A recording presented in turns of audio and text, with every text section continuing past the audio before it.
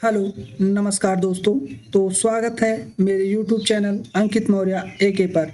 तो जैसा कि आपको पता ही है, आपकी यह क्लास ऑल कम्पिटिटिव एग्जाम्स के लिए और यूपी पुलिस कंप्यूटर ऑपरेटर के लिए जो आपका कंप्यूटर का सिलेबस दिया गया है उसके अकॉर्डिंग जो हम हैं आपके लिए कंप्यूटर की क्लास का प्रैक्टिस सेट प्रोवाइड कर रहे हैं। और आज हम देखेंगे इस क्लास में आपका जो प्रैक्टिस सेट नंबर 23 है उसको देखेंगे और इसमें वो मोस्ट इम्पॉर्टेंट क्वेश्चन को भी नोट करेंगे जो आपके पेपर में बार बार क्वेश्चंस पूछे जाते हैं कंप्यूटर से रिलेट करते हुए। तो चलिए, आप अपना धैर्य बनाए रखिए और इस क्लास को देखिए और जो भी आपको इम्पोर्टेंट क्वेश्चन मिले उसको आप नोट डाउन करते जाइए, क्योंकि वो ऐसे क्वेश्चन हैं जो आपके पेपर में बार बार किसी ना किसी एग्जाम में आपसे पूछे जाते हैं वो क्वेश्चन। ठीक है, तो चलिए देर ना करते हुए हम इस प्रैक्टिस सेट को स्टार्ट करते हैं और वन बाय वन क्वेश्चंस को देखते हैं। और हाँ, एक सूचना आपको देनी थी जी, आपका जो है कल की क्लास तो नहीं हो पाई थी, ठीक है, लेकिन उससे पहले जो आपका नोटिफिकेशन आया था यूपी पुलिस रेडियो ऑपरेटर और असिस्टेंट ऑपरेटर वालों के लिए कि उनकी जो रिवाइज की है आंसर की वो आ चुकी है। ठीक है, बाकी उसके बाद देखिए अब रिजल्ट जल्द ही आ जाएगा उन सबका, इसी हफ्ते में आ जाना चाहिए। ठीक है, बाकी जो भी उसकी तैयारी कर रहा है फिजिकल की, वो अपनी फिजिकल के लिए अच्छी से तैयारी करे ताकि वो अपने फिजिकल में पास हो सके। ठीक है, रिजल्ट आने के बाद। तो चलिए इस क्लास को हम स्टार्ट करते हैं और वन बाय वन क्वेश्चंस को देखते हैं। देखिए क्वेश्चन नंबर 1 क्या कह रहा है। अब देखिए क्वेश्चन नंबर 1 ये जो कह रहा है आपसे कि जब आपको कोई पाठ यानी टेक्स्ट, ठीक है, एक पृष्ठ से अलग पृष्ठ पर, अगर एक पृष्ठ है उससे अलग पृष्ठ पर ले जाना है तब सबसे अच्छा तरीका कौन सा है। ये देखिए union bank of India clerk 2011 और IBPSC क्लर्क, इस सब क्वेश्चन पूछे गए हैं। ठीक है, तो इस क्वेश्चन को भी आप इंपॉर्टेंट क्वेश्चन में शामिल कर लीजिए अपने। ठीक है, और इसके ऑप्शंस देखिए कौन कौन से हैं। ड्रैग एंड ड्रॉप करो, ये ऑप्शन बी कट और पेस्ट करो, ये ऑप्शन सी डिलीट और रीराइट करो, ये ऑप्शन डी फंड और रिप्लेस करो। तो इसका जो राइट आंसर होगा, यानी जो एक पृष्ठ से अलग पृष्ठ पर ले जाना है कोई टेक्स्ट को, उसके लिए हम कट और पेस्ट करते हैं। ऑप्शन नंबर जो बी दिया गया है ये हमारा राइट आंसर होगा। चलिए नेक्स्ट क्वेश्चन, क्वेश्चन नंबर आपका 2। देखिए क्वेश्चन नंबर 2 आपसे क्या कह रहा है टास्क प्लान उस डिजाइन को शो करती है जो वर्तमान में, ठीक है, जो वर्तमान में प्रेजेंटेशन में हो रही होती है। ठीक है, जो वर्तमान में प्रेजेंटेशन में हो रही है तो कौन सी होती है। ऑप्शन ए स्लाइड शो होती है, ऑप्शन बी स्लाइड स्टाइल होती है, ऑप्शन सी स्लाइड डिजाइन होती है, ऑप्शन डी ब्लैंक फॉर्मेट होता है। तो इसका जो राइट आंसर होगा, यानी जो हमारी स्लाइड डिजाइन टास्क फोन पर उस समय डिजाइन को शो करती है जो वर्तमान समय में प्रेजेंटेशन हो रही होती है, इसलिए ऑप्शन सी हमारा राइट आंसर होगा। चलिए भाई नेक्स्ट क्वेश्चन, क्वेश्चन नंबर आपका 3। देखिए यहाँ पे पूछ रहा है कैर टाइप की रेंज क्या है। क्वेश्चन नंबर 3 इसको आप इंपॉर्टेंट कर लीजिए, ठीक है, क्योंकि कैरेक्टर टाइप की रेंज पूछता है कभी कभी और ये क्वेश्चन भी आपसे पेपर में ही पूछा गया क्वेश्चन है।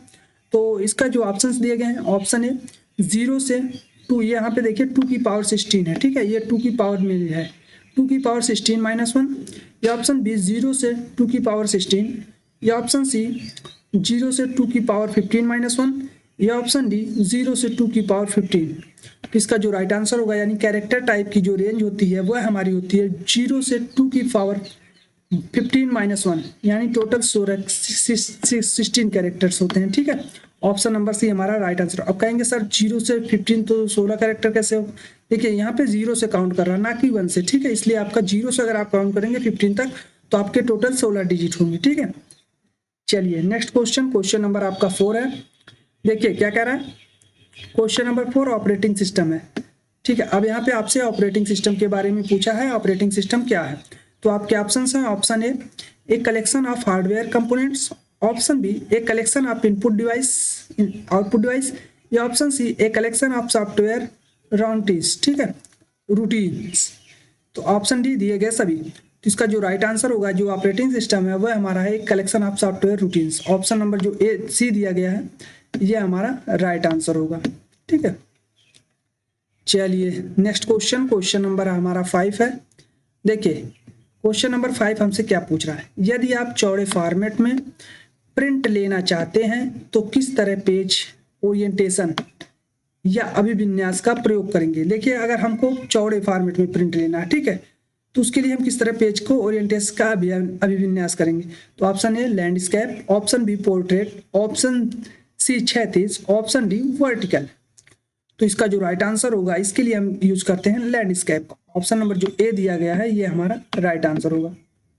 ठीक है, चलिए नेक्स्ट क्वेश्चन, क्वेश्चन नंबर आपका 6 है। देखिए ये क्वेश्चन आप इंपॉर्टेंट लगा लीजिए क्योंकि लूप के बारे में हर एक लैंग्वेज से पूछा जाने वाला क्वेश्चन है। ठीक है, तो इसमें आपसे पूछ रहा है जावा स्क्रिप्ट के अकॉर्डिंग। तो पूछ रहा है जावा स्क्रिप्ट में फॉर लूप कितने पार्ट्स में बटा होता है? तो देखिए लूप में जो होता है फॉर लूप, ये हमारा जावा स्क्रिप्ट, PHP, पाइथन, सी और जो भी अदर लैंग्वेज है उन सब में जो है लूप के बारे में पूछा जाता है। तो लूप कितने पार्ट में बटा होता है ये पूछता है। तो आपके ऑप्शन है 1, option B 2, option C 3, option D 4। तो इसका जो राइट आंसर होगा ये होगा ऑप्शन नंबर सी जो दिया गया 3, यानी जो हमारे फॉर लूप होते हैं वो हमारे 3 पार्ट में डिवाइड होते हैं। ठीक है, कौन कौन से? एक इनिशियलाइजेशन होता है, एक कंडीशन होता है, एक इंक्रीमेंट एंड डिक्रीमेंट है। ठीक है, चलिए नेक्स्ट क्वेश्चन, क्वेश्चन नंबर हमारा 7 है। देखिए क्या कह रहा है, कह रहा है which are the following required to transmit the digital information using a certain frequency by translating into an analog signal. देखिए कह रहा है एक निश्चित, ठीक है, एक निश्चित आवृत्ति का उपयोग करके, ठीक है, डिजिटल जानकारी को एनालॉग सिग्नल में अनुवादित करके प्रसारित करने के लिए निम्नलिखित में से किसकी आवश्यकता होती है? अब देखिए यहाँ पे कह रहा है एनालॉग जो सिग्नल है उसको अनुवादित करके, ठीक है, डिजिटल जानकारी को एनालॉग में कन्वर्ट करने के लिए क्या यूज करते हैं? मॉड्यूलेशन। ठीक है, यहाँ पे मॉड्यूलेशन होगा, सॉरी हाँ मॉड्यूलेशन ही होगा। ठीक है, क्योंकि मॉडर्न के थ्रू है तो होता है ना, इसलिए ऑप्शन बी हमारा राइट आंसर होगा। चलिए नेक्स्ट, क्योंकि यहाँ पे देखिए डिजिटल से एनालॉग किया जा रहा है, ना कि एनालॉग से डिजिटल किया जा रहा है। ठीक है, चलिए नेक्स्ट क्वेश्चन, क्वेश्चन नंबर आपका 8 है। देखिए इस जो आपका दिया गया है इसको मोस्ट इंपॉर्टेंट लगाइए क्योंकि कंट्रोल प्लस F11 को बार बार पूछा जाता है। ठीक है, अब देखिए इस शॉर्टकट की से क्या होता है? आपके ऑप्शन है open BBA, option B close BBA, option C list properties, option D go to cycle windows. तो इसका जो राइट आंसर होगा, यानी जो कंट्रोल प्लस F11 से जो होता है वो होता है हमारा BBA ओपन होता है। ओपन ऑप्शन नंबर ए जो दिया गया है ये हमारा राइट आंसर होगा। चलिए नेक्स्ट क्वेश्चन, क्वेश्चन नंबर आपका 9 है। देखिए क्या कह रहा है, what is the standard port number of secure MQTT। देखिए यहाँ पे MQTT जो सुरक्षित मानक पोर्ट नंबर इसका क्या है? Option A 1083, option B 8000, option B 8883, option B 8888। तो इसका जो राइट आंसर होगा वो होगा ऑप्शन नंबर सी 8883। ठीक है, चलिए नेक्स्ट क्वेश्चन, क्वेश्चन नंबर हमारा 10 है। क्या कह रहा है, देखिए क्वेश्चन नंबर 10 को आप इंपॉर्टेंट कैटेगरी में रख सकते हैं क्योंकि वर्डप्रेस से पूछा क्वेश्चन है। तो पूछ रहा है वर्डप्रेस को हम क्या कह सकते हैं? देखिए वर्डप्रेस को हम क्या कह सकते हैं, तो आपके ऑप्शन से option A content manager of website, या option B static website, option C dynamic website, option D e-commerce website. तो देखिए यहाँ वर्डप्रेस है जिसके माध्यम से हम कंटेंट मैनेजर ऑफ वेबसाइट बोल सकते हैं क्योंकि इसके माध्यम से हम जो है बहुत सारी वेबसाइट को हम डेवलप कर सकते हैं। किसी भी प्रकार की जो वेबसाइट है उसको डेवलप करने में हमको आसानी होती है क्योंकि वो उन साइट से रिलेट करते हुए जो कंटेंट होते हैं वो वर्डप्रेस के अकॉर्डिंग हमको मिल जाते हैं। ठीक है, चलिए नेक्स्ट क्वेश्चन, क्वेश्चन नंबर आपका 11 है। देखिए क्या कह रहा है आपसे, कह रहा है HTML में इमेज का साइज बदलने के लिए। अब भाई यहाँ पे देखिए इमेज का साइज बदलना है हमको, ठीक है, उसके लिए का प्रयोग किया जाता है। उसके लिए किसका प्रयोग किया जाता है? ऑप्शन ए हाइट तथा विड्थ का, ऑप्शन बी टॉप तथा बॉटम का, ऑप्शन सी मार्जिन का, ऑप्शन डी पैडिंग का। तो इसके लिए जो हम यूज करते हैं यानी HTML में इमेज साइज का बदलना है तो उसके लिए हम हाइट और विड्थ का यूज करते हैं। ऑप्शन नंबर जो ए दिया गया है ये हमारा राइट आंसर होगा। ठीक है, चलिए नेक्स्ट क्वेश्चन, क्वेश्चन नंबर आपका 12 है। देखिए क्वेश्चन नंबर 12 क्या कह रहा है, ई-कॉमर्स में ACH की फुल फॉर्म क्या है? अब भाई यहाँ पे ACH की फुल फॉर्म क्या है ये बतानी है। तो आपके ऑप्शन हैं, option A association of clearing houses, option B anonymous cleaning house, option B automatic clearing house, option D none of them. तो इसका जो राइट आंसर होगा वो हमारा होगा जो ACH है ई कॉमर्स में, उसकी जो फुल फॉर्म होती है वो होती है automatic clearing house. Option number जो सी दिया गया है ये हमारा राइट आंसर होगा। ठीक है, चलिए नेक्स्ट क्वेश्चन, क्वेश्चन नंबर आपका 13 है। देखिए इसको आप नोट डाउन करिए, मोस्ट इंपॉर्टेंट क्वेश्चन, बार बार पूछा जाने वाला क्वेश्चन कि DBMS में कितने नॉर्मल फॉर्म्स हैं। तो आपके ऑप्शंस हैं, option A 3, option B 4, option C 5, option D 6। तो इसका जो राइट आंसर होगा यानी जो DBMS में नॉर्मल फॉर्म्स होते हैं वो हमारे होते हैं 6। ऑप्शन नंबर जो डी दिया गया है ये हमारा राइट आंसर होगा। ठीक है, option number C, sorry option number D. चलिए नेक्स्ट क्वेश्चन, क्वेश्चन नंबर 14। देखिए क्या कह रहा है, साइबर सुरक्षा को भी जाना जाता है। अब बताइए साइबर सुरक्षा को और किससे जानते हैं। ऑप्शन ए देश सुरक्षा से, ऑप्शन बी आपात सुरक्षा से, ऑप्शन सी कंप्यूटर सुरक्षा से, या ऑप्शन डी में से कोई नहीं। तो इसका जो राइट आंसर होगा, कहने का मतलब जो साइबर सुरक्षा हमारी होती है, ठीक है, उसको हम कंप्यूटर सुरक्षा के नाम से भी जानते हैं। ऑप्शन नंबर जो यहाँ पे आपका सी दिया गया है ये हमारा राइट आंसर होगा। ठीक है, चलिए नेक्स्ट क्वेश्चन, क्वेश्चन नंबर आपका 15, मोस्ट इंपॉर्टेंट क्वेश्चन, बार बार पेपर में पूछा जाने वाला क्वेश्चन कि TCP/IP मॉडल डज नॉट है, कि इस TCP/IP मॉडल के पास जो डज नॉट है लेयर बट OSI मॉडल है दिस लेयर। क्योंकि ये कह रहा है जो TCP/IP मॉडल के पास नहीं है यह मॉडल लेयर, लेकिन OSI मॉडल में यह लेयर उपस्थित होती है। तो कौन सी है। Option A session layer, option B network layer, option C transport layer, option D application layer. तो देखिए यहाँ पे जो ये 4 आपको ऑप्शंस दिए गए हैं लेयर्स के बारे में, इसमें से जो TCP/IP मॉडल में जो लेयर नहीं होती है वो हमारी है सेशन लेयर। ऑप्शन नंबर जो ए दिया गया है ये हमारा राइट आंसर होगा, यानी जो TCP/IP मॉडल होता है उसमें सेशन लेयर नहीं होती है। ठीक है, चलिए नेक्स्ट क्वेश्चन, क्वेश्चन नंबर 16। ये भी बार बार क्वेश्चन पेपर में पूछा जाने वाला मोस्ट इंपॉर्टेंट क्वेश्चन, नोट करिए आप कि 4 बिट मेमोरी किसके बराबर होती है। अब देखिए यहाँ पे पूछा है जो 4 बिट मेमोरी होती है वो हमारी किसके बराबर होती है। तो इसका जो राइट आंसर होगा यानी जो 4 बिट मेमोरी होती है वो हमारी 1 निब्बल के बराबर होती है, यानी ऑप्शन नंबर जो बी दिया गया है ये हमारा राइट आंसर होगा। चलिए नेक्स्ट क्वेश्चन, क्वेश्चन नंबर हमारा 17, फ्लैश क्या है। अब देखिए क्वेश्चन नंबर 17 फ्लैश के बारे में पूछा है। तो फ्लैश क्या है। फ्लैश ऑप्शन ए सॉफ्टवेयर है, ऑप्शन बी हार्डवेयर है, ऑप्शन सी रोम है, ऑप्शन डी रैम है। तो जो फ्लैश होता है ये हमारा एक प्रकार से रैम होता है। ऑप्शन नंबर डी जो दिया गया है ये हमारा राइट आंसर होगा। ठीक है, चलिए नेक्स्ट क्वेश्चन, क्वेश्चन नंबर आपका 18।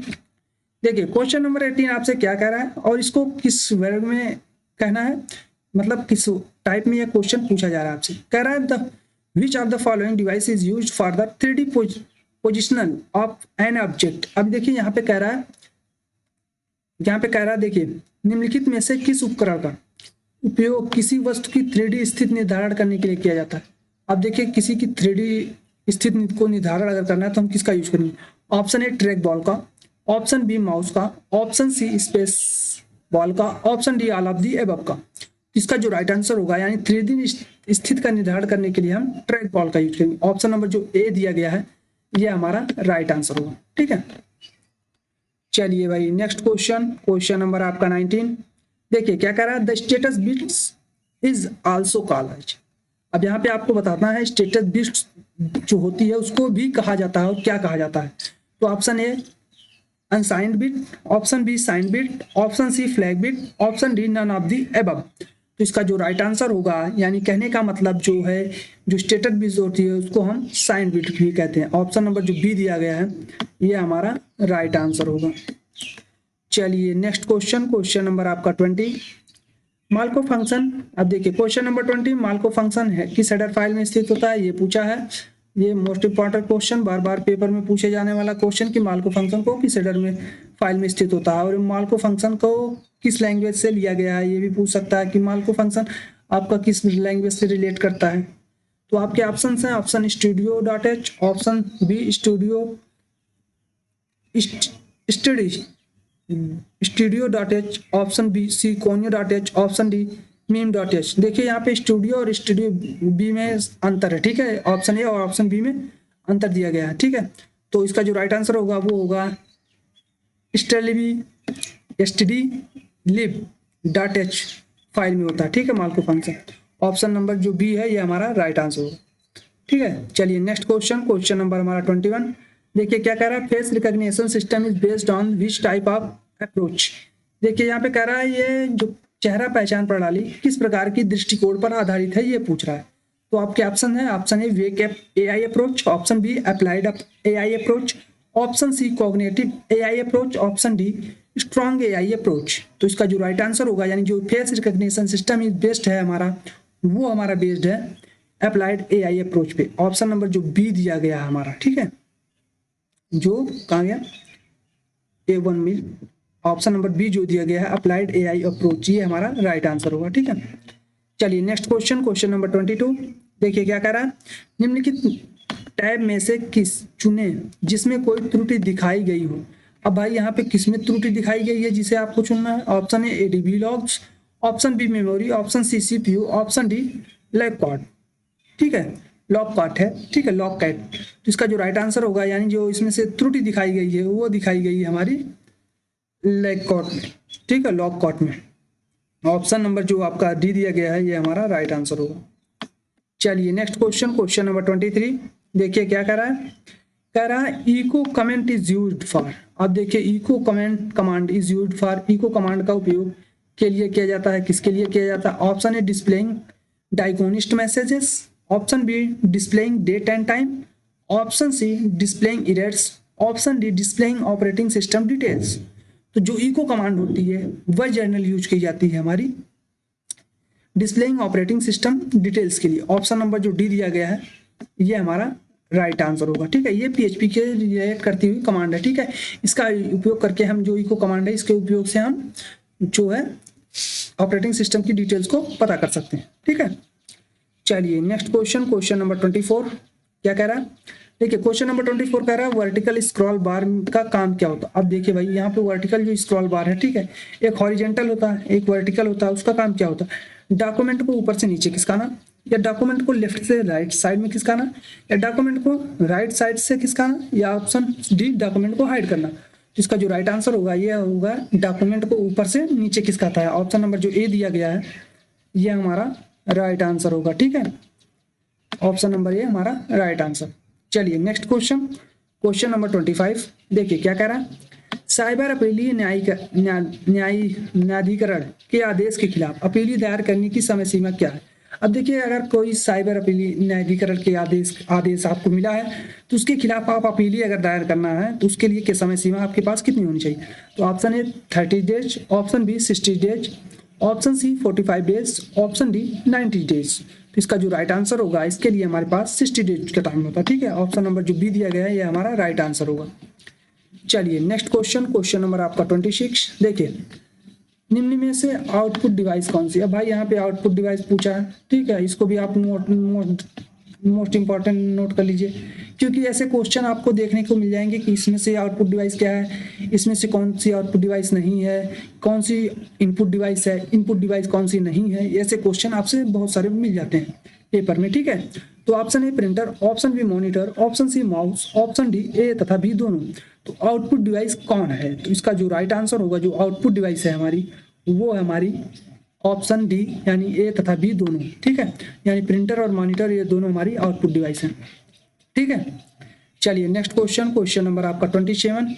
देखिए क्या कह रहा है, which are the following is also known as rope data structure. अब देखिए यहाँ पे कह रहा है जो रोप डाटा संरचना होती है, ठीक है, के रूप में जाना जाता है। किसके रूप में जाना जाता है, option A link list, option B array, option C string, option D called. तो इसका जो राइट आंसर होगा इसको हम जानते हैं स्ट्रिंग के रूप में भी। ऑप्शन नंबर जो सी दिया गया है ये हमारा राइट आंसर होगा। ठीक है, चलिए नेक्स्ट क्वेश्चन नंबर 28। देखिए ये क्वेश्चन मोस्ट इंपॉर्टेंट क्वेश्चन, इसको नोट कर लीजिए। ठीक है, क्या कह रहा है, अनुपम सुपर कंप्यूटर को किसके द्वारा बनाया गया था। अब देखिए यहाँ पे जो अनुपम सुपर कंप्यूटर है, ठीक है, ये पूछ रहा है उसको किसके द्वारा बनाया गया था। ऑप्शन है बार के द्वारा, ऑप्शन बी सी डैक के द्वारा, ऑप्शन सी इंटेल के द्वारा, ऑप्शन डी अमेरिका के द्वारा। तो जो अनुपम सुपर कंप्यूटर है यह जो विकसित किया गया था या बनाया गया था या डेवलप किया गया था बार के द्वारा यानी भाभा एटॉमिक रिसर्च सेंटर के द्वारा। ठीक है, ऑप्शन नंबर ए हमारा राइट आंसर होगा। चलिए नेक्स्ट क्वेश्चन नंबर हमारा 29।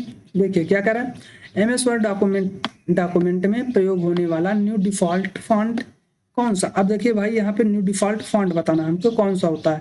तो option A Times New Roman, option B Arial, option C Algerian, option D Calibri. तो इसका जो राइट आंसर होगा, जो एमएस वर्ड डॉक्यूमेंट में प्रयोग होने वाला न्यू फॉन्ट कौन सा है, तो जो न्यू फॉन्ट हमारा है वो है क्लेबरी। ऑप्शन नंबर जो डी दिया गया है, 1 मिनट, ऑप्शन नंबर डी, हाँ ऑप्शन नंबर डी ये हमारा राइट आंसर होगा। चलिए नेक्स्ट क्वेश्चन, क्वेश्चन नंबर हमारा 30। रैम की फुल फॉर्म क्या होती है ये पूछा है, इसको भी आप नोट डाउन कर लीजिए। मोस्ट इंपॉर्टेंट क्वेश्चन, बार बार पेपर में पूछा जाने वाला रैंडम एक्सेस मेमोरी, ठीक है। 1 मिनट, यहाँ पे रैम पूछा है ना, हाँ random access memory, read only memory तो रोम होता है, ठीक है। ऑप्शन नंबर सी हमारा राइट आंसर होगा। चलिए नेक्स्ट क्वेश्चन, क्वेश्चन नंबर 31।